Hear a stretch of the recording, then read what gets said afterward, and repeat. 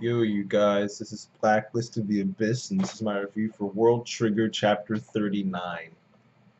Now, this one starts off with just a bunch of different trainees and other agents just hyping up Osamu.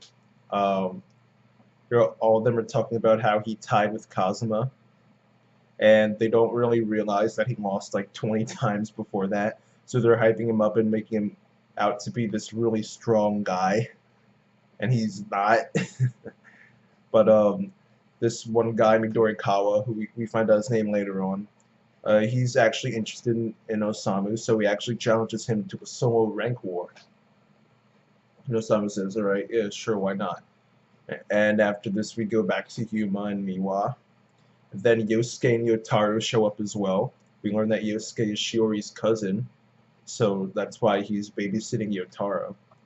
But Yuma and Miwa, they continue talking, and Yuma actually offers to use Replica in order to help Miwa find out which neighbor killed his sister. And he doesn't really know how to react to a neighbor helping him with his revenge on neighbors, so he doesn't want to think about it. It causes too much cognitive dissonance, and he doesn't want to think about it, so he just storms off and gets mad about it. After that, the three Ys, Yuma, Yosuke, and Yotaro, they end up going off. Yosuke, he wants to have a match with Yuma just for fun, so they go off to do that. But then they see Midorikawa. He's just beating Osamu. He lost, like, I think, 10 times.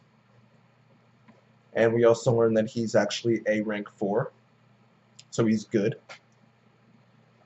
Yuma starts talking to him, however, and we learn that, well, we don't really learn this, but he claims that those spectators are all there because they heard about Osamu's tie with Kazuma, and he says that he didn't draw them. And then Yuma says that you're a bad liar. So apparently he attracted all those spectators in probably to watch Osamu lose and show that he's really not all that. But he doesn't really respect Osamu at all, and Yuma doesn't like that. So Yuma actually challenges Midorikawa to a match, and he's actually surprisingly cocky. This guy's A rank 4, but Yuma's saying that his training trigger will be enough to take care of him. So that's interesting.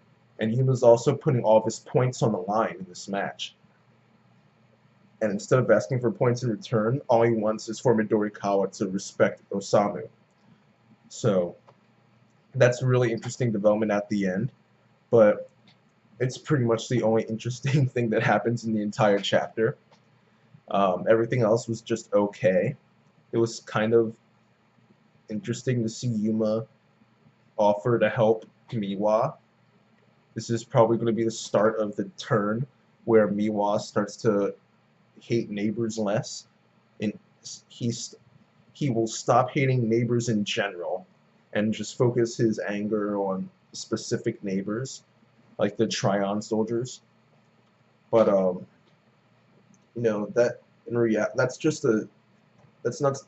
It's the start of something, but we don't really know how that's going to play out yet. It might not happen for another 100 chapters or so. Who knows? So the real thing that happened in this chapter was the ending, with Yuma actually challenging Midorikawa and how confident he was.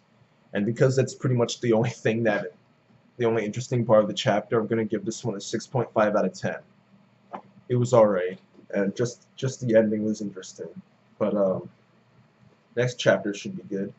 I'm looking forward to that and seeing Yuma fight Midorikawa. But that's it for now. Rate, comment, subscribe, and I'll see you guys next time.